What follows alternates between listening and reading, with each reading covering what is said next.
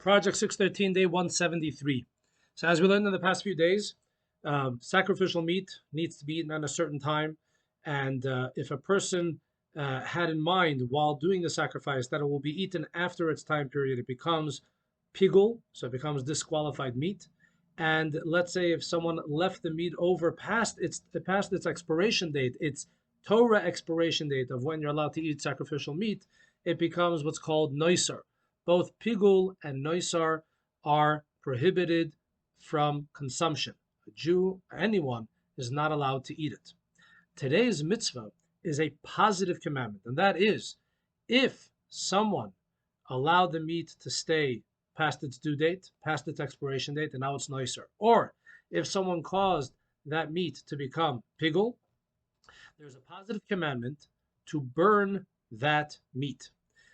This is what's called a lav shenitak la'aseh. This scenario of there is a prohibition, and if that prohibition was violated, there is no punishment associated with that violation because there is a mitzvah, there is a positive commandment that is in place to rectify the situation. So, if someone violated the prohibition of allowing the meat to stay past its Torah expiration date. So, for example, he brought a Thanksgiving offering and the meat remained until the next morning. Really, you're supposed to finish it that first night, but he allowed it to stay until the next morning. So now it becomes nicer. This was a violation of a mitzvah. There is no punishment associated with this violation because now he's able to do a positive mitzvah in order to rectify the situation. And that positive mitzvah is that he has to take that nicer meat, that disqualified meat, and burn it. And when he burns it, he fixes it all up. So it's interesting how in the 613 mitzvot, you have certain mitzvot that are inaccessible unless someone actually violated one of the other mitzvot.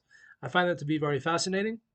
And obviously there are tremendous explanations as we go a little bit deeper in the understanding of what these mitzvahs are all about, what the whole idea of human consumption, eating food is all about in the Torah, in Kabbalah, in Jewish mysticism.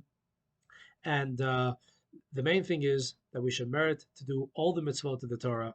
And, there are some mitzvot you actually don't want to end up doing because the only way that mitzvah becomes relevant is because a violation has happened. Something to think about. Anyway, all the best. See you all tomorrow.